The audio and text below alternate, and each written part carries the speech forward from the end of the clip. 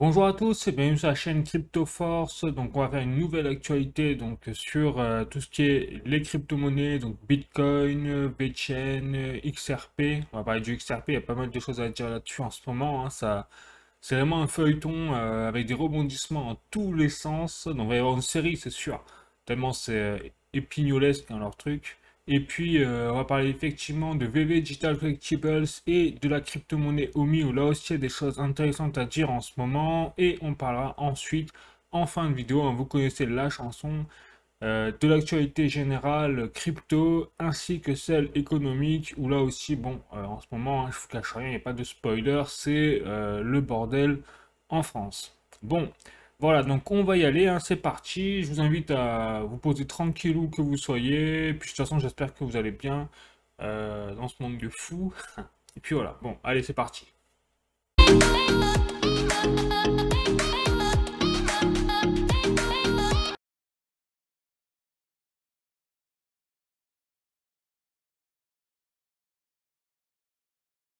Donc on va commencer par le rapport de Farsight Investors, hein, sur les ETF, Bitcoin, spot, vraiment sur les flux. Et regardez donc sur la dernière semaine, hein, d'octobre, on est vraiment dans kiff kiff, c'est-à-dire qu'on a eu des sorties comme des entrées, mais sur les 3 derniers jours, on a eu plus de sorties que d'entrées. Au niveau des capitaux, hein, vous savez, injectés dans le marché des ETF, Bitcoin, Spot. On reste quand même sur une belle performance globale malgré la baisse de la dernière semaine sur un 18,53 milliards de dollars au total injectés sur les flux des ETF Bitcoin Spot. Donc c'est vraiment une énormité. Et bien sûr, BlackRock, hein, continue largement de mener la danse avec 21,5 milliards de dollars captés par eux tout seul. Voilà, donc c'est vraiment une énormité. Et en fait, on regarde que les 21 milliards ont été volés, allez, gentiment empruntés, hein, à Grayscale, hein, qui s'est fait exploser. On le voit ici. Voilà, et tout est parti chez BlackRock. Donc BlackRock ont vraiment bouffé, littéralement, Grayscale. Bon, allez, je continue. Donc ça, c'est une tendance quand même plutôt à la hausse, hein, par rapport à il y a un mois, hein, je rappelle. Alors ça a baissé par rapport à la semaine dernière, en même temps que les prix. Donc l'euphorie est retombée. On va en parler juste après. Mais en tout cas, là aussi, on a le rapport sur les ETF spot au niveau des flux entrants et sortants. Et là, il n'y a pas vraiment de changement radical, hein. On avait eu des jours à la hausse et puis on a tout reperdu derrière pour repartir quelques fois à la hausse et ensuite on est reparti à la baisse. Et donc on reste quand même sur un 548 millions, c'est grosso modo ce qu'on avait depuis un mois ou deux. Donc rien de neuf sous le soleil pour les ETF spot, hein, sur Ethereum.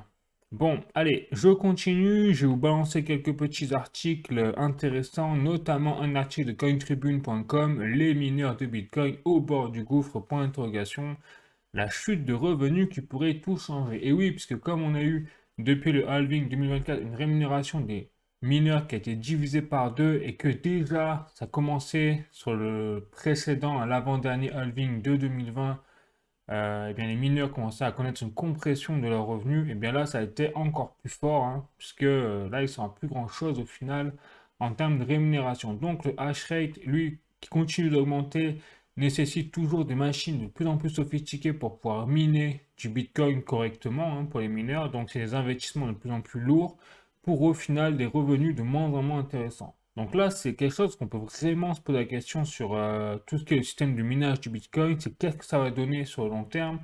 Eh bien, il est probable qu'au final, sur le point de vue technologique, eh bien, il y a une stagnation à un moment, et c'est un peu le modèle que voulait Satoshi Nakamoto, c'est que ça parte très fort même sur les prix, et puis il y a un moment où les prix se stabilisent. On ressent un peu peut-être la même chose sur tout ce qui est le minage et la recherche de nouveaux bitcoins sont mis en circulation. Voilà, donc il y a un moment où peut-être que le bitcoin va devenir stable sur tous les niveaux, que ce soit au niveau du minage, mais aussi au niveau des prix, peut-être. Voilà, donc en tout cas, on voit qu'il y a un changement qui est en train de se faire au niveau du paradigme du minage, c'est que ça devient de moins en moins accessible, je dirais pas forcément attractif, hein, mais en tout cas accessible pour miner du Bitcoin. Maintenant, c'est réservé aux entreprises spécialisées avec des investissements colossaux. Enfin, presque des centres de minage, quoi, avec une sécurité rapprochée, enfin, à total une forteresse, quoi. Donc voilà, on en est vraiment dans une nouvelle ère du Bitcoin là-dessus. C'est intéressant parce que quand même on est dans une phase où on ne sait pas trop au final, hein, ce qui se passe au niveau du Bitcoin, parce que les prix en septembre, alors le mois de septembre qui normalement aurait dû être plutôt dans le rouge, finalement c'est dans le vert, et là le mois d'octobre, on aurait dû voir une explosion. On voit que là c'est plutôt l'inverse qui se passe en ce début d'octobre, donc c'est vraiment hyper intéressant ce qui se passe là-dessus. Bon, ensuite j'ai un autre article de journalducoin.com, Banque vs Bitcoin, quand Bank of America s'effondre, la reine des blockchains reste inébranlable. Donc là, en fait, c'est quelque chose, je veux dire, alors, avant d'aller plus loin, je rappelle, je ne suis pas un conseiller financier ni en investissement, hein. Tout ce que je dis en cette vidéo, c'est à titre informatif uniquement. Donc, voilà, une fois que ça c'est dit, on fait le pour et le contre, parce que je vois beaucoup d'émotions, en fait, passer là, sur le Twitter, sur tous les réseaux, sur YouTube, bref. Et c'est pour ça qu'il ne faut pas oublier une chose, c'est que quand on investit dans le Bitcoin, en tout cas moi personnellement, et c'est mon opinion, euh, investir dans le Bitcoin, c'est d'ailleurs pas uniquement investir sur, en fait, juste on parie que ça va à la hausse et puis point barre. Investir sur le Bitcoin, c'est vraiment une philosophie et c'est investir sur l'avenir quelque part et sur une technologie dans laquelle on croit. Après, on peut ne pas y croire ou non, peu importe, mais si, pour moi, si j'investis dans le Bitcoin, c'est parce que j'y crois et que derrière, il y a une utilité. Et on le voit justement très bien à travers cette nouvelle, cet article, c'est que Banque vs Bitcoin, c'est qu'en fait, pour moi, le Bitcoin, c'est la révolution bancaire, tout simplement, du futur. Et qu'est-ce qui s'est passé? Parce que je ne sais pas si vous avez vu cette information, mais aux États-Unis, donc la Bank of America, qui est quand même une très grosse banque, hein, aux États-Unis, eh bien, c'est tout simple. Alors, c'est pas effondré comme le dit l'article vraiment, c'est juste qu'il y a eu, les clients n'ont plus accès à leur compte, et ceux qui avaient accès à leur compte ont vu, en fait, une balance à 0 $. Donc, je n'imagine pas, imaginez, vous vous réveillez un matin, par exemple, vous êtes à n'importe quelle banque en France ou en Europe, et vous vous réveillez un matin, vous regardez votre compte et vous avez zéro, en fait. Bah, c'est ce qui s'est passé réellement aux États-Unis pour les clients de la Bank of America, ou en tout cas une partie, et ça a été du coup la cacophonie, hein, bah, vous imaginez clairement, ce serait lié à un bug informatique. Sauf que non seulement il y avait 0 $ sur leur compte en banque, mais en plus, les clients de la Banque of America ne pouvaient même plus donc soit retirer ou mettre de l'argent ou aller retirer de l'espèce, etc. Tout était bloqué. Donc on voit quand même que là, la différence notamment entre les banques aujourd'hui et le Bitcoin, c'est que les banques sont très fragiles. Et je ne parle même pas de l'aspect de leurs finances, c'est-à-dire de leur liquidité ou même de leurs difficultés, même de faillite, pourquoi pas comme on l'a vu en 2022 et 2023, là je parle uniquement de l'aspect de panne générale possible et potentiel. Donc les banques sont fragiles, on le sait désormais, sur le plan trésorerie, finance, mais également technique, contrairement au Bitcoin qui lui étant décentralisé, n'a jamais fait faillite et surtout n'a jamais subi une seule panne de toute son existence. Ça c'est quand même à noter. Donc, quand on réfléchit quand même sur le long terme, le Bitcoin reste quand même quelque chose de très attractif, uniquement même sur le point de vue utilitaire. Il le rappelle en fait. Voilà. Donc c'est pour ça, ça c'est dans l'émotion toujours investir sur les choses qui sont inébranlables. Et pour le coup, le Bitcoin, pour moi, mon opinion, c'est qu'il est inébranlable. Et j'ai un autre article, cette fois de cryptost.fr, donc Bitcoin et l'or des valeurs refuge face à l'escalade des tensions géopolitiques, selon JP Morgan. Donc là, ouais, en plus de l'utilité, en plus de l'utilité future, eh bien, on a également de plus en plus une reconnaissance de la part du Bitcoin comme une valeur refuge au même titre que l'or. Voilà, donc même si, à mon sens, il n'est pas encore entièrement une valeur refuge, parce qu'on l'a vu par exemple quand il y a eu la guerre, enfin, quand il y a Israël là, qui a eu, ça c'est parti vraiment en vrille il y a quelques jours là en Israël, le Bitcoin, les prix du Bitcoin ont chuté, parce qu'en fait on a eu des investisseurs qui ont vendu leur Bitcoin pour acheter de l'or. Et inversement, on va en parler hein, forcément, l'or lui a explosé. Donc on voit que le Bitcoin n'est pas quand même au même niveau que l'or en termes de perception de la part du monde hein, sur l'aspect de valeur refuge, mais il y vient petit à petit quand même. Bon, en tout cas, c'est l'avis aussi de JP Morgan. Bon, allez, je vais continuer. Ça, je passerai à un autre article après. Sur cette fois, hop. Donc, j'en ai fini pour le Bitcoin hein, aujourd'hui sur le point de vue un peu macroéconomique. J'ai passé au prochain projet, c'est-à-dire VeChain, notamment avec un premier tweet de la fondation VeChain qui parle tout simplement de la régulation qui est en train d'arriver avec la loi MiCA, vous savez, en Europe, et aussi de faire ils ont fait le comparatif avec un article de Cointelegraph qui indiquait que Coinbase, donc la plateforme exchange, commence à délister notamment le USDT et d'autres stablecoins en Europe, hein, ou dans l'Union européenne spécifiquement, parce que ceci ne serait pas conforme simplement à la loi MiCA. Donc ça y est, on y arrive, on voit que l'impact de la régulation en Europe est de plus en plus fort et que les entreprises crypto qui n'ont pas anticipé cette loi MiCA eh bien, commencent à en subir les conséquences. Et donc Tether, qui est le leader number one au niveau des stablecoins à échelle mondiale, eh bien, se voit complètement écarté du marché européen. Alors apparemment, ils sont en train de travailler déjà Tether sur un nouveau produit pour mettre en place justement des conformités sur leur stablecoin et tout. Mais n'empêche que à l'instant T, la nouvelle qui est tombée, c'est que Coinbase allait délister, d'après Cointelegraph, hein, toutes ces stablecoins. Et donc VeChain rappelle que eux, ils ont fait l'inverse, plutôt que de mettre leurs produits peut-être en avant en premier lieu ou construire des choses, ils ont d'abord vérifié un peu tout l'aspect de conformité et eux, vous voyez, c'est ce qu'ils disent, hein, la loi MiCA donc, est indispensable pour l'adoption de masse en Europe, exactement pourquoi VeChain a toujours maintenu donc en fait un focus spécifique sur donc la régulation à travers l'Union européenne, mais également les États-Unis et le marché asiatique. Bon.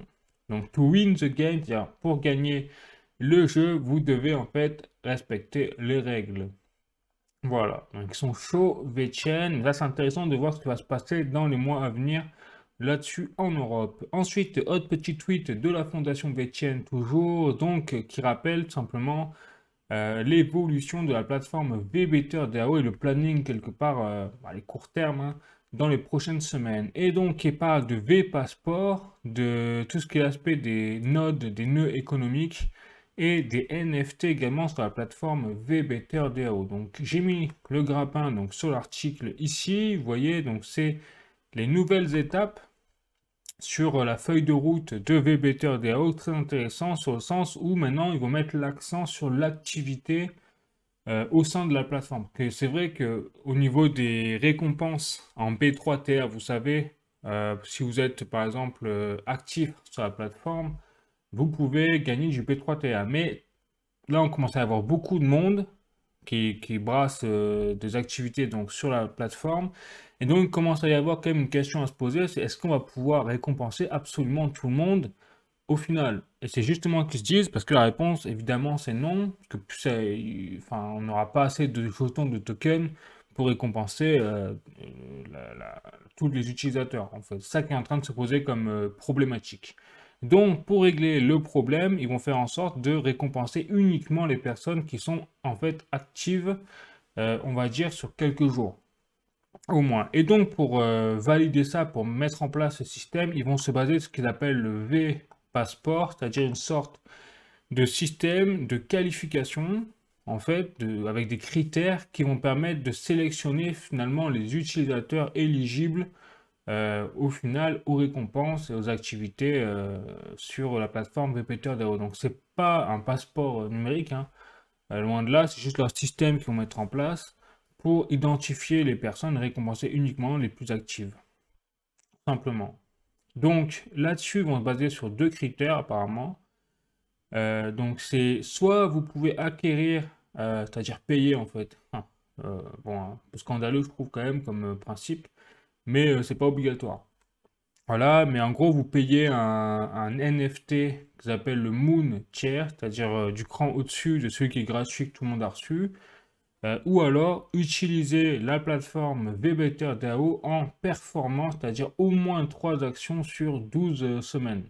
Alors voilà, donc j'ai envie de vous dire, je trouve scandaleux le premier, parce qu'en fait c'est un peu du pay to win, si vous voulez, mais il faut vraiment, si vous voulez vraiment être inactif totalement, pour ne pas faire 3 actions sur 12 semaines. Déjà, uniquement si vous votez toutes les semaines, c'est largement suffisant. Voilà, donc sur 12 semaines quand même, faut y aller quoi.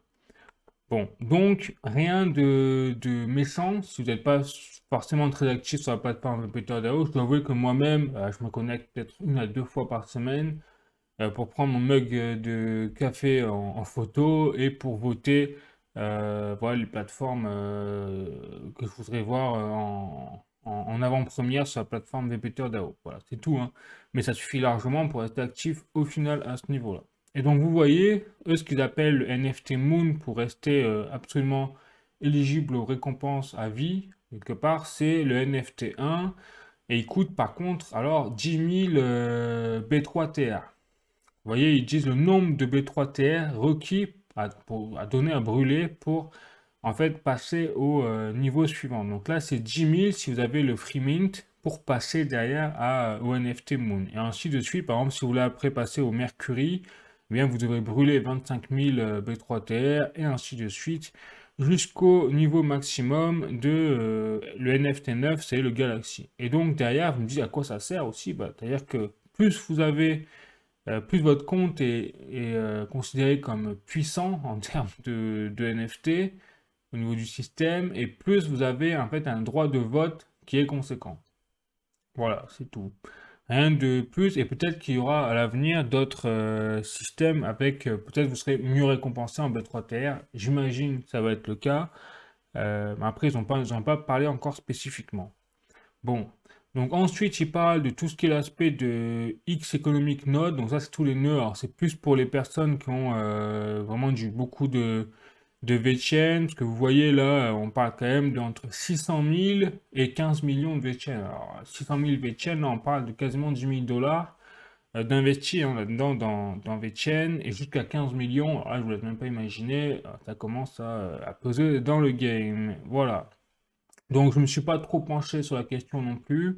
J'ai pas envie de filer 15 000 boules comme ça juste pour valider un nœud quelque part. Bon, c'est pas trop mon délire. Mais après, pourquoi pas. Voilà. Si vous, ça vous intéresse, sachez qu'il y a des informations en train d'évoluer là-dessus et qu'il y a un plan d'action qui est en train d'être mis en place. Et ensuite, voilà, il prévoit donc du coup tout l'aspect de tout ce qui est les NFT là. Ce que je vous ai montré avec le tableau et tout, ils vont le mettre en place à partir du 8 novembre. Ça devrait être mis en place et voilà. Donc c'est un peu la feuille de route là sur court terme sur la plateforme VPTorDAO. Donc on voit que ça, stade des potes, hein, ça envoie du pâté. Allez, je continue avec VeChain toujours et les informations de Eisenreich cette fois qui fait tout simplement référence à un prochain événement donc, qui aura lieu à Dubaï, vous voyez, aux Émirats Arabes Unis, du 22 au 23 octobre. Et donc ce sera Sonny Lu, le PDG de la fondation VeChain, qui fera une conférence devant plus peut-être de 10 000 personnes éventuellement qui proviendront de plus de 120 pays.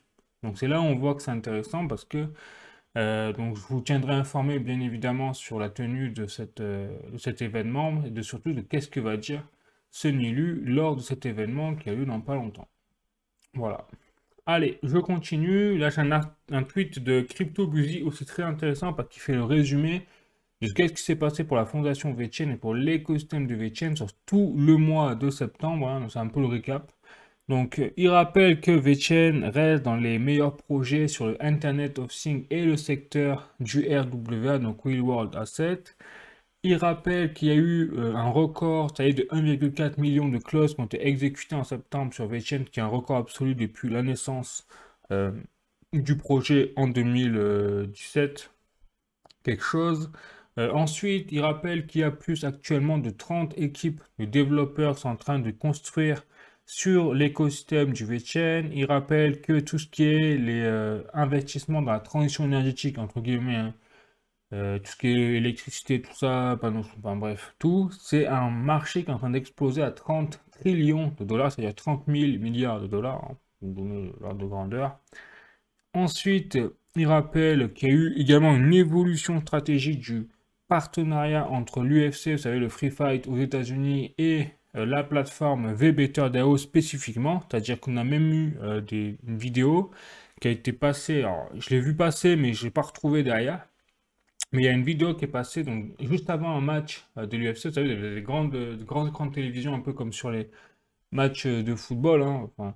Et donc, ça a été diffusé, justement, une application, c'était le Mugshot.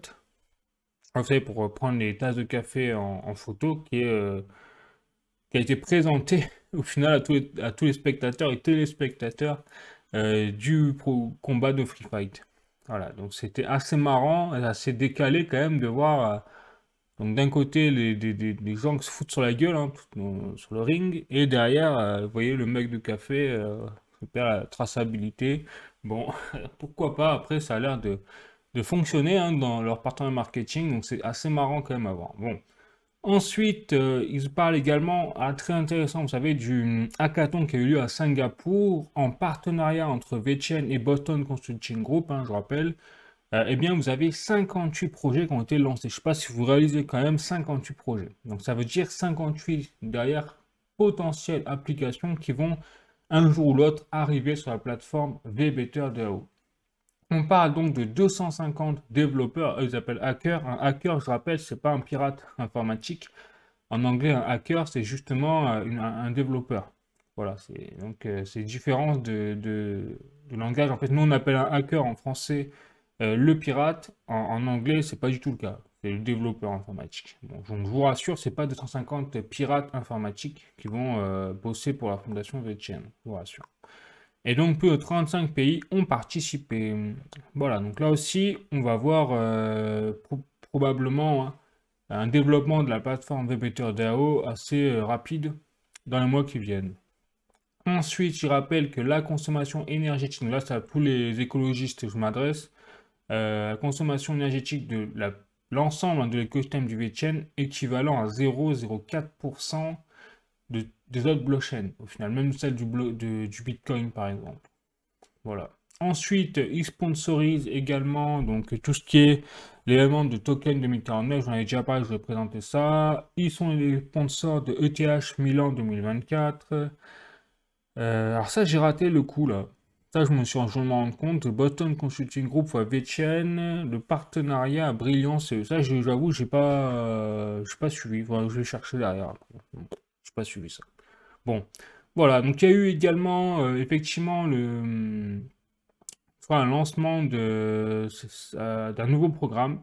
Effectivement, ça, je voulais montrer avec, vous savez, les 100 000 $ à la clé pour les meilleures applications. Enfin, voilà. Donc, on a eu aussi même le lancement de brevet. Là, je ne le vois pas forcément. Si, là, une Other US Patent. Donc, c'est un lancement de brevet qui a été approuvé le 17 septembre 2024. Et ainsi de suite. Et surtout, très intéressant, donc, on a une nouvelle application sur VBetterDAO qui est sortie, qui s'appelle Green Commuter. Voilà, qui est en lien avec l'application Strava également. Je vous laisserai y aller. Je vous présenterai peut-être la semaine prochaine. Là, je vais rester quand même large. On a également une nouvelle mise à jour sur Cleanify 2.0 qui arrive et on a Greencard qui est désormais disponible en 16 langages. Donc on voit que vous voyez quand je vous disais que la plateforme VBetterDAO est en train vraiment de faire des ramifications de développement dans tous les sens, c'est que maintenant même les applications au sein de la plateforme sont en train de mettre des mises à jour intéressantes. Voilà. Bon, donc ce sera tout là pour cette partie-là. J'ai passé maintenant à Ecomi VV Digital Collectibles. Et là, vous allez voir, c'est assez intéressant ce qui se passe, étonnamment. Donc, on a un petit paradoxe, hein, je vais vous montrer pourquoi. Donc, déjà, là, j'ai un tweet de Ecomi directement, donc l'entreprise, derrière le OMI et derrière VV Digital Collectibles, c'est que on a, ça y est, hein, l'intégration du OMI qui a été mis en place sur la plateforme de Marketplace, donc Stacker World, que je vous ai présenté la semaine dernière. Et donc, les utilisateurs peuvent maintenant observer et créer des listings en OMI directement sur leur en fait, compte VV, mais au niveau de leur ordinateur, c'est-à-dire sur le web uniquement et pas sur portable. Pas sur l'application iPhone, je veux dire, ou smartphone. Donc, effectivement, vous voyez, ça ressemble à ça, en fait. Ma photo, tac, donc vous voyez, vous pouvez vendre, vous choisissez par exemple de vendre, et là, vous avez la possibilité sur Stacker, un marketplace, d'acheter ou de vendre directement en OMI.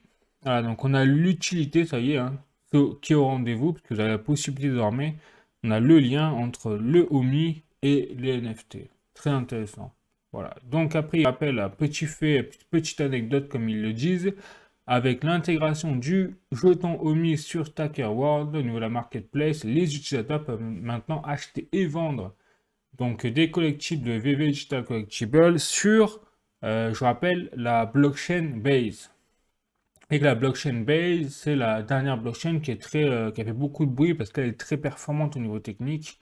Et donc, justement, elle offre zéro coût au niveau des frais de transaction, donc zéro gaz et zéro frais de transaction, puisque c'est sponsorisé par la plateforme. Voilà, donc tout est gratuit en fait quand vous faites quelque chose sur la marketplace de Stacker World. Allez, donc, du coup, je ne pouvais pas ne pas aller sur la plateforme Stacker. En plus, il y avait même les analytics, on va en voir. Mais d'abord, je voulais montrer quand même ce qui s'est en train de se passer sur... Enfin, j'étais surpris. C'est-à-dire tout ce qui est l'aspect de floor price. Donc, quand on appelle le floor price, ça veut simplement dire le prix plancher, c'est-à-dire le prix minimum pour une vente sur un NFT. Et donc là, vous avez donc toutes les statistiques sur chacun des collectibles hein, qui sont présents sur la plateforme VV Digital Collectibles. Et regardez, vous avez par exemple les différences hein, de marché, donc de prix au niveau du plancher sur chaque objet. Et donc là, par exemple, vous avez un poster Sequin ou un comics Sequin, eh bien, il n'a pas varié. Par contre, là où j'étais surpris, c'est de voir l'évolution de certains NFT. On voit que c'est en train d'exploser en fait. C'est-à-dire que là, vous avez même 31 000% sur un. Moi, ça me paraît quand même assez fou. Vous avez 61%. Donc là, on voit des prix quand même de malades. 6 000 dollars. Enfin, vous voyez par vous-même. Hein. 5 000 dollars. Bon. Et même des NFT, par exemple, non communs de Superman, 289 dollars. Avec quand même une augmentation de 26% sur les 7 derniers jours. Et ça, c'est pas tout. C'est-à-dire que vous avez d'autres NFT. On dirait que ça peut être le marché. Enfin, moi, je me suis dit c'est le marché plancher. Les gens, ils voient il n'y a pas de demande, ils mettent leur prix un peu à l'arrache. Un peu comme sur le Bon Coin, vous savez, où les gens ils visent la lune, ils mettent des trucs à 10 000 dollars alors que ça en vaut 5, parce qu'ils estiment que eux ça vaut 10 000 dollars. Je me suis dit là, c'est à peu près pareil. Sauf qu'en fait, pas vraiment, parce que derrière, on a les transactions qui ont été effectuées. Là, vous voyez, là, vous voyez vraiment, vous voyez les ventes qui ont été faites d'un portefeuille vers un autre portefeuille. Et regardez les prix. Ben là, on voit, il y a du 3000, 6000 dollars. On est même monté à 9000 dollars avec la Black Panther. Alors, Black Panther, je sais pas ce qui s'est passé. Alors, moi, ça, je peux pas y aller. Mais on a eu Black Panther. J'ai vu une évolution sur le NFT de 10 000%. Il y a quelqu'un qui l'a acheté quand même 9300 dollars. Donc, ce que j'ai l'impression qu'on est en train d'assister, c'est vraiment à quelque chose où les prix sont en train d'exploser. Malgré, vous voyez, parce que là je suis quand même sur l'activité du marché, hein, sur Stacker. Donc on est sur une baisse globale du marché, même s'il y a eu un tout petit pic là récemment. Mais on voit quand même que c'est pas fou. Hein, mais le marché est en train peut-être de se spécialiser, entre guillemets. Voilà. C'est-à-dire que vous avez des NFT qui sont en train de prendre de la valeur. Donc après, bien sûr, il y en a qui ne coûtent rien, hein, 3 dollars, machin. Vous avez d'autres NFT qui sont en train d'exploser. Donc, on a une sélection naturelle un peu qui se fait même parmi les NFT avec des critères que je ne connais pas. Hein, parce que vous avez même des figurines, des NFT communs qui valent 700 dollars. Par exemple, vous savez quand il y a eu le Pink. Non, je vais essayer de trouver un peu tout ça là. On va voir s'il y a des Pink là-dedans là. Voilà, par exemple, la Lisa Pink. Regardez l'évolution. Elle fait 1000 dollars. Elle est non commun. Le NFT, c'est pas un secret rare, hein, c'est non commun. C'est passé quand même voilà, en quelques jours. Donc là, on est sur voilà, en 7 jours. Donc en 3 mois, vous voyez, on est passé en 3 mois de 30 dollars genre à 1000 dollars. Qu'on m'explique en fait. Voilà. Donc il se passe des choses. Hein. Il se passe des choses sur ce marché. Et vous voyez que c'est globalement quand même dans le vert. C'est-à-dire vous avez même des comics qui sont concernés avec des évolutions de 25-10%. Après, ça baisse également. Mais globalement, ça reste très intéressant. Par exemple, la Aston Martin, je vous laisse imaginer, secret rare, 140 000 dollars. Vous voyez, avec des évolutions de 300%, simplement en quelques... Voilà. Donc il y a des... J'ai envie de vous dire, il y a du bifton quoi, à se faire en fait. Voilà, si vous verrez bien les NFT, il y a du bifton à se faire. Assez étonnant. Mais bon, moi je reste quand même prudent. vous le dis, sur l'aspect de la plateforme est quand même en train de décliner, parce que même là sur 3 mois, vous voyez que l'activité est quand même sur le déclin, hein, clairement.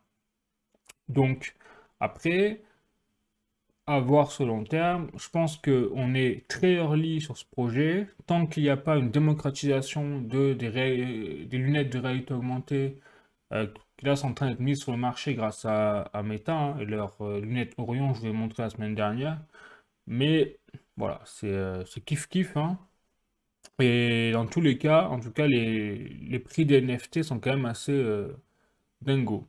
Bon, je vais pas m'attarder là-dessus, je vais passer au prochain projet, donc XRP Ripple. Donc vous voyez ici petite information de Ripple directement à l'entreprise qui, ça y est, a annoncé qu'elle mettait en place donc son système de paiement transfrontalier, donc avec, vous savez, sa nouvelle acquisition, donc l'entreprise Mercado au Brésil. Voilà. Donc désormais, vous avez des opérations de trésorerie qui sont disponibles entre le Brésil et le Portugal en paiement transfrontalier grâce au final aux solutions de paiement end-to-end de Ripple. Voilà, donc Ripple avance vraiment vite là-dessus. Allez, je continue sur XRP. Là, je passe aux articles, notamment un article de investing.com. Bien sûr, vous l'avez entendu parler, c'est sûr. La SEC a fait appel dans le procès Ripple et le prix chute de 12% dans la foulée. Donc, eh bien, ils ont fait vraiment durer le suspense à la SEC, hein. C'est vraiment des coquins pour rester poli, quoi. Euh, ouais, ils ont fait durer le suspense jusqu'à la fin. Ils ont annoncé la dernière semaine qu'ils faisaient appel. Donc là, on voit vraiment que c'est en train de devenir politique, leur truc. Enfin, c'était déjà politique, mais là, c'est vraiment flagrant. Mais pour continuer dans les nouvelles, ça que c'est étonnant, c'est que là, on a un article de cryptost.fr, top départ pour les ETF XRP Spot. Point d'interrogation, Bitwise enregistre une demande auprès de la SEC pour l'actif de Ripple. Cela en parallèle que la SEC a fait appel. Donc, ils ont fait une demande en plus auprès de la SEC. Voilà, donc c'est assez marrant quand même ce qui se passe. Donc, on n'a pas toutes les informations. Je suis incapable de vous dire bah, si on n'a pas les informations en interne. Forcément, on ne sait pas trop ce qui se trame, si ce n'est que c'est le chaos en fait. Et j'ai bien l'impression qu'il n'y a pas de plan vraiment dessiné, c'est que ça a l'air vraiment d'être au pifomètre hein, leur truc. La SEC, eux, sont au petit bonheur, la chance, ils essayent de s'en sortir la tête haute, mais ça n'a pas d'être le cas. Et Ripple, du coup, fait tout pour se défendre avec brio, bien évidemment. Donc, la décision, du coup, enfin, le procès continue, hein, donc, désolé de vous le dire, mais l'agonie du procès, qui est à son terme, hein, mais se prolonge encore un petit peu, va falloir être un peu patient, mais ça ne changera rien au final sur les fondamentaux du XRP et de Ripple, puisque comme vous voyez ici, j'ai un article de Times Tabloid, le BRICS et le Japon sont en train d'adopter le XRP, peu importe la décision de faire appel de la SEC. Ça ne changera rien aux fondamentaux. Donc là, on voit vraiment que la SEC, j'ai envie de vous dire, travaille contre l'intérêt des États-Unis et contre l'intérêt des Américains, puisqu'on voit que le XRP va au final, enfin, une entreprise qui est à la base américaine, va avoir plus d'enjeux, d'avantages à partir des États-Unis au final et apporter leurs services à d'autres pays, même technologie à d'autres pays, plutôt qu'aux États-Unis à cause de la répression en fait donc interne aux États-Unis. Quand même assez dingue. C'est comme si nous, alors, on me dirait ce qu'on a fait hein, quelque part, on matraquait toutes nos entreprises et qu'on faisait tout pour que nos entreprises délocalisent en fait à l'étranger. Je dis comme, en fait, c'est ce qu'on a fait hein, en Europe, avec les sanctions contre la Russie notamment. Donc, tout ce qui est au final de l'idéologie occidentale, quand on a pris le pas, on a dit, allez, c'est l'émotion qui prime avant les intérêts réels, hein, économiques. Résultat, à chaque fois, ça nous retombe sur la gueule parce que, bah, au niveau économique, on se fait exploser derrière. Forcément, on n'est plus compétitif du tout. Toutes nos entreprises, même là, on a encore Total Energy qui est en train de vouloir eh bien, mettre leur siège social, donc leur bourse, à New York. Donc expatriation, délocalisation quelque part du marché, voilà, d'une entreprise du CAC 40, du marché de la bourse de Paris vers la bourse de New York américaine. Voilà, ça, on se pose même pas la question, quoi. Bon, donc c'est un peu ce qu'est en train de faire là, étonnamment, les Américains, qui eux sont plus quand même plus pragmatiques pour leur business. Donc je suis pas sûr que là, la SEC comprenne ce qui va lui tomber dessus au niveau économique, parce que d'autres personnes, d'autres politiques ont bien compris que Ripple et la crypto-monnaie étaient un enjeu majeur pour le futur de l'économie américaine. Bon. Et alors pour ça que Gary Gensler est de plus en plus inquiété au niveau politique, hein, je l'ai montré la semaine dernière. Alors maintenant, je vais passer aux actualités crypto plus générales. Donc cointribune.com, crypto, Coinbase contraint de retirer certains stablecoins, USDT menacé par interrogation. C'est exactement ce que je vous montrais avec, vous savez, le tweet où je vous montrais la fondation VeChain. Et bien voilà, on y est. Hein, donc ça y est, c'est le top départ de la régulation qui est en train d'être mis en place en Europe. Nous, en Europe, on est champion du monde de la régulation. On n'a rien, on n'a pas d'industrie, on n'a même pas de, je dirais, d'énormes projets crypto. Et par contre, on est les champions de la régulation. Alors ça, même l'intelligence artificielle, on n'a aucune entreprise dans l'intelligence artificielle. On est les premiers à avoir mis une régulation sur l'intelligence artificielle et en plus on s'en vante. Alors vraiment, on n'a rien compris. Donc là, j'ai un autre article de journalducoin.com, une plateforme crypto unifiée pour les BRICS, point d'interrogation, la contre-attaque de la Russie contre le dollar. Voilà, donc on y est. Donc pendant qu'on fait joujou, nous, côté en Occident avec la régulation, de l'autre côté, eux, ils sont pas chiés avec la régulation, ils mettent en place des choses pour contrer le dollar et donc l'influence occidentale. Allez, je continue, hop, un autre article, cette fois de Cointelegraph France, Crypto Visa dévoile une plateforme pour la gestion d'actifs numériques tokenisés. Donc là, effectivement, on est toujours dans l'ère, vous savez, de l'intelligence artificielle. Hein. Enfin, en tout cas, c'est mon opinion. Ce que je pense, c'est qu'on est vraiment dans un narratif aujourd'hui sur le cycle haussier actuel. Parce que même si on a un début d'octobre difficile, personnellement, je crois encore largement au bull run. Et donc, ce cycle haussier, voilà, c'est vraiment le cycle pour moi narratif de l'intelligence artificielle et du RWA. Et là, on a un autre quand même événement qui nous le prouve avec cette information. Donc, Visa a dévoilé une plateforme d'actifs tokenisés en phase de bac à sable pour l'émission et la gestion d'actifs numériques, y compris les stablecoins et les CBDC. Voilà. Donc, pendant que tout le monde panique, les institutionnels, eux, renforcent leur position, tout simplement. Bon, et maintenant, je passe aux actualités économiques, même géopolitiques, hein, puisque là, vous voyez, j'ai un article de Les Échos, guerre en Ukraine, qui présentera son plan de la victoire la semaine prochaine. Là, vraiment, on croit rêver.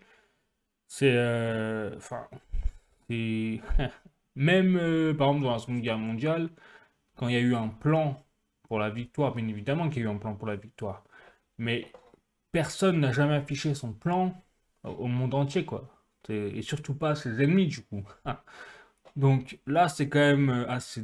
C'est fou ce qu'on est en train de constater. C'est déjà que l'Ukraine n'est pas capable de faire la victoire. Donc quand bien on en face, quoi qu'on en dise sur les plateaux télé, l'Ukraine est en train de perdre la guerre.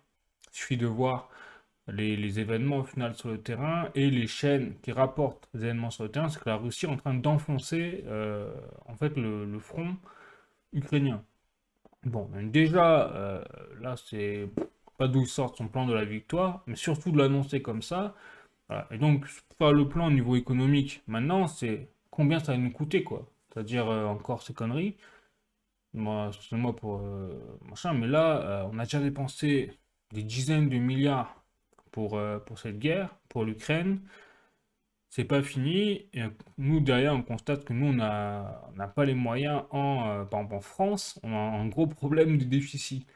Et on est en train de se poser la question si on va pas augmenter les impôts, machin. Tout ça, là, tous ces milliards, ça aurait été peut-être plus judicieux de les mettre à contribution pour sauver la France et tous les pays du Club Med, là, comme notamment la Grèce et tout, ou l'Italie, pour renforcer un petit peu leur situation économique. Au-delà de ça, on a jeté l'argent par les fenêtres. Donc c'est toujours en fait le problème de l'irrationalité, de l'émotion, au final de l'idéologie, je dirais surtout, au final occidentale qui l'emporte sur les décisions concrètes, rationnelles, au niveau économique.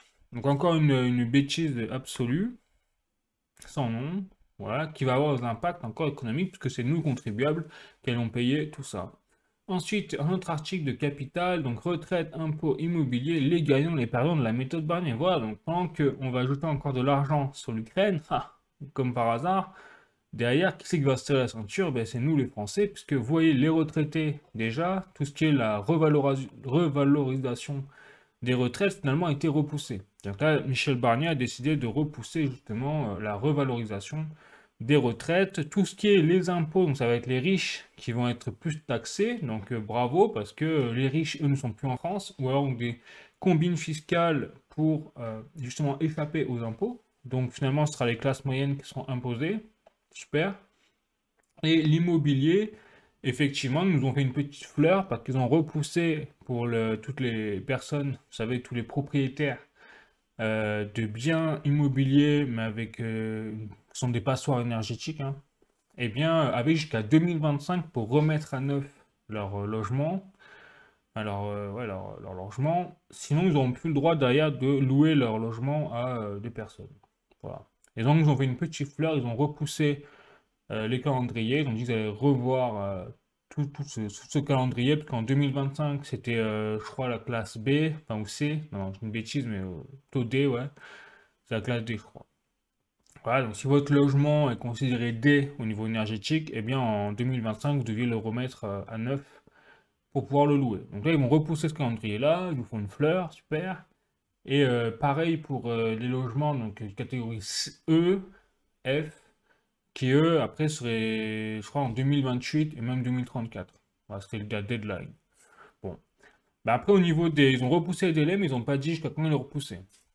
Donc là aussi, ce sera la grande question. Donc bon courage aux personnes qui sont propriétaires de ce genre de biens, parce que vous n'êtes pas sorti de l'auberge, en fait, avec ce genre de nouvelles. Bref. Bon, donc ça c'est fait, et bien sûr maintenant je vais passer à la dernière information, cette fois vraiment économique sur le plan mondial, c'est qu'on a un article de Reuters.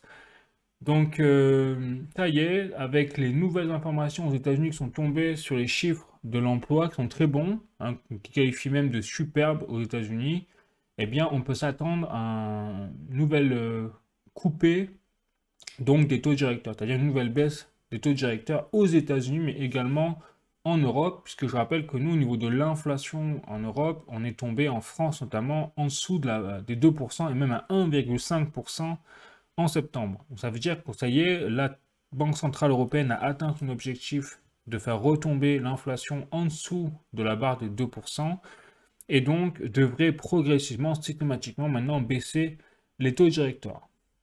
Voilà. Donc ça y est, hein, on est sur nouvelle ouverture donc, des marchés, des capitaux qui vont se réfugier sur les marchés, enfin, sur tous les marchés, hein, sur les marchés boursiers, crypto peut-être, et même l'or. On va en parler. Donc c'est plutôt bon signe en tout cas cet aspect-là pour les marchés. Donc maintenant je vais vous montrer les... Voilà. Voilà. Donc là, déjà, première chose, ça fait que ça fait un petit moment que je ne vous ai pas montré la courbe du dollar par rapport à l'euro. Donc là, vous voyez, je suis sur Boursorama, donc sur le cours en spot de l'euro par rapport au dollar, et pas non l'inverse. Et là, vous voyez que sur 10 ans, bon, c'est quand même pas folichon, hein, on est à moins de 13,10% sur 10 ans, mais on a limité la casse parce qu'à un moment, on était, vous voyez, quand on était ici, on était carrément à moins 21%, même moins 22%. Donc en fait, c'est le dollar qui est en train de baisser actuellement, mais quand il va remonter, ça va faire mal parce que nous, l'euro, par contre, on n'est pas dans une situation jolie aujourd'hui à cause de notre situation économique et géopolitique en Europe. Voilà. Mais la bonne nouvelle, c'est que déjà, en tout cas pour l'instant, l'euro tient le choc et même très très bien. Ensuite, au niveau du CAC 40, hop, on va faire le point. Donc, on a, vous voyez, aujourd'hui, une performance positive, hein, on le voit bien. Sur un mois, nous sommes à 2,57%, donc c'est pas mal. Et sur 6 mois, nous sommes toujours à moins 7%, mais nous étions à moins 8% voilà, il y a quelques temps. Donc c'est pas mal. Et si on fait la comparaison avec notamment par exemple le Dow Jones, donc américain, eh bien c'est vrai que on est encore loin du compte comparé, vous voyez, au Dow Jones qui lui est à plus 8%. Donc on a vraiment, on sent que depuis les 6 mois là, on a eu le bazar au niveau politique en France, eh bien ça nous a fait quand même perdre de la course, hein. On s'est vraiment détaché du marché boursier américain. Voilà, bon, rien de neuf encore sous le soleil. Pour l'instant, le CAC 40 essaye de réviser ses positions, hein, par rapport au reste des bourses. Voilà. Allez, et je continue avec le marché de l'or qui, lui, par contre, le marché de l'or, vous voyez, il a explosé. Donc, encore un nouveau record cette semaine. Pour vous dire donc, que l'or n'arrête pas de monter en ce moment. Donc, qu'est-ce qui se passe? On voit que, contrairement au Bitcoin, qui lui a chuté cette semaine, eh bien, on se constate qu'en fait, le Bitcoin, les investisseurs ont vendu du Bitcoin pour acheter au final de l'or. Donc aujourd'hui, on constate bien qu'on a vraiment un ordre dans les investissements. Notez quand même ce que je vous dis toujours depuis quand même un petit moment, hein, depuis plusieurs mois, c'est que la première chose où il faut investir, à mon sens, c'est vraiment mon opinion, je répète, hein, c'est ce que je pense, mais je n'ai pas la science infuse, je n'ai pas de boule de cristal. Donc, à mon avis, voilà, c'est la première chose dans laquelle investir pour, en tant que valeur refuge pour protéger quelque part son épargne, c'est l'or, mais également l'argent. Et physique, pas l'argent et l'or papier, hein. Ça, c'est encore moins sous format ETF, que pour moi, ça, c'est une hérésie d'investir dans la philosophie de l'or pour protéger ses avoirs dans un marché boursier, en fait. Parce que le but de l'or et de l'argent, c'est de protéger ses actifs, justement, du système traditionnel, quelque part. Donc, si vous achetez de l'or, même pour le mettre en banque, par exemple, bah, au final, si demain tout s'effondre et que le gouvernement décide par exemple, de confisquer vos avoirs ou que la banque fait faillite et que du coup elle doit se renflouer, bah, la première chose qu'ils prendront, c'est ce qu'il y a dans les banques. Voilà. Donc vous dire, c'est pour ça que l'idéal quand même, c'est d'acheter de l'or, de l'argent physique et de le planquer quelque part. Voilà, bon, après, chacun fait comme il veut, comme il peut, comme il sent. Moi, c'est mon avis, hein, je vous dis, c'est comme mon opinion, et je dis pas que j'ai raison forcément. Voilà, c'est chacun son truc. Donc, première chose, voilà, l'or, l'argent physique, et on voit bien que ça le prouve, hein, parce que là, quand c'est le chaos, plus c'est le chaos, on l'a vu quand il y a eu les événements avec l'Israël, et plus l'or monte. Ce n'est pas le cas pour le Bitcoin. Le Bitcoin, lui, réagit de façon différemment, enfin, de façon différente.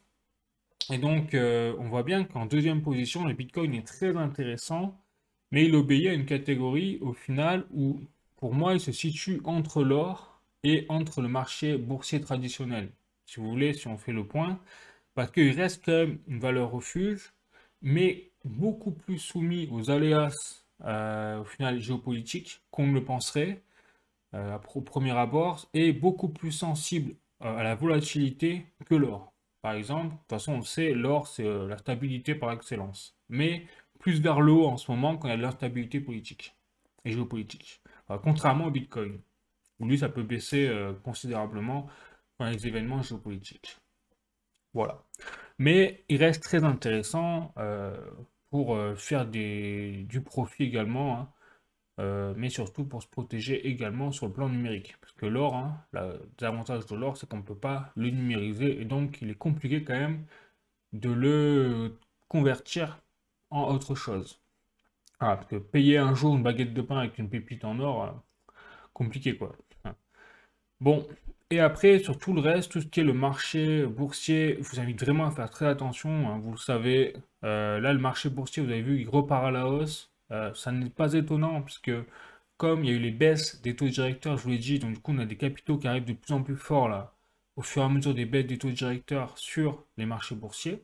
Tout va remonter à la hausse. Mais par contre, c'est très très artificiel au final.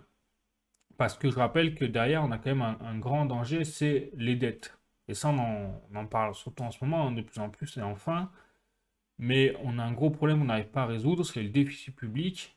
Les dépenses de l'État ne semblent pas vouloir s'arrêter, et derrière, les dettes publiques, où un jour, on va devoir payer les pots cassés. En tout cas, en France. Donc, attention au marché boursier, parce que le marché boursier sera le premier touché, bien plus que le marché des crypto-monnaies et le marché de l'or encore moins là-dessus. Voilà. Et l'immobilier aussi, attention, en ce moment, je pense qu'il devrait repartir à la hausse du coup, puisqu'on a les taux directeurs qui sont en train de baisser, donc on va avoir de nouveau des vagues de crédits qui vont être alloués aux particuliers, qui sont de plus en plus accessibles aux particuliers, et donc les capitaux vont recirculer dans le marché immobilier. Donc ça, c'est une bonne nouvelle pour le marché immobilier. Voilà. Bon, bah écoutez, sur ce sera tout pour l'actualité crypto-économique, géopolitique aujourd'hui, hein, grosso modo, mais surtout accentué sur la crypto-monnaie. N'hésitez pas à mettre un like si vous avez appris des choses, vous avez aimé la vidéo. N'hésitez pas à mettre des commentaires si vous voulez rajouter des choses. On est là pour tous pour évoluer, hein, pour apprendre, c'est sûr. Et puis je vous remercie vraiment pour tout, du fond du cœur, hein, pour les soutiens et tout, les likes. Et puis sinon, bah, je vous dis à bientôt, à la semaine prochaine pour une autre vidéo. Allez, la bise, ciao.